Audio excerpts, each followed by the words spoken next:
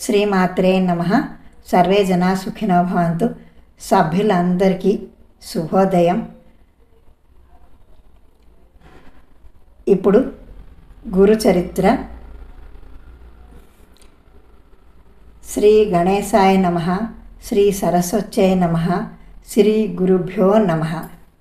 గంధర్వ నగరంలో శ్రీ నృసింహ సరస్వతి స్వామి మహిమ లోక ప్రసిద్ధమై దూర ప్రాంతాల నుండి కూడా ఎందరో వచ్చి వారిని సేవించి పెళ్లి కాని వారు పెళ్ళి, సంతానం లేని వారు సంతానము, పేదవారు ధనము, ఇలా ఎవరికి అవసరమైన వారు పొందుతున్నారు.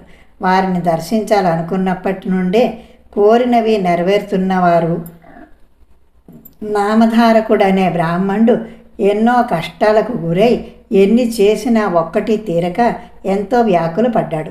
ఆ పరిస్థితుల్లో అతడు శ్రీ గురుని మహాత్యం గురించి విని వారి దర్శనంతో కానీ అవి తీరవని నిర్ణయించుకున్నాడు.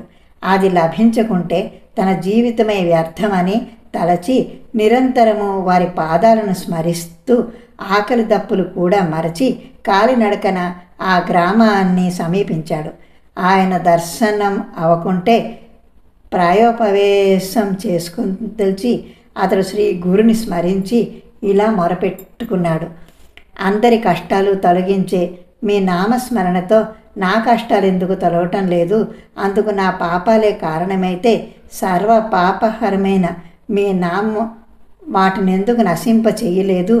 అన్ని జీవులను కరుణించే మీరు నన్ను మాత్రం ఎందుకు కరుణించడం లేదు? గురువే త్రిమూర్తి స్వరూపమని తలచిన వెంటనే ఫలితం ఇస్తాడని వేదాలు స్మృతులు చెబుతున్నాయి. ఈ కలియుగంలో శ్రీ నృసింహ సరస్వతి స్వామియే అంతటి గురువు అని కీర్తి వచ్చినది కదా.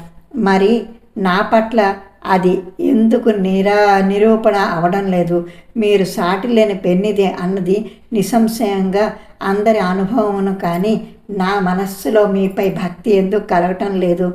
నా మనస్సు మీపై స్థిరంగా నిలబడటం లేదేమి? మీరే నా తల్లి, తండ్రి, గురువు, దైవము, తోడు, నీడ అని నమ్మి ఇప్పుడు మిమ్మల్నే ఆశ్రయించాను. పసితనంలోనే నాకు మీ పేరు పెట్టి నా తల్లిదండ్రులు నన్ను మీకు అమ్మేశారు. ఇవాళకింతే, మిగతాది తర్వాయి భాగంలో చెప్పుకుందాం. అప్పటిదాకా సెలవు. శ్రీమాత్రే నమః.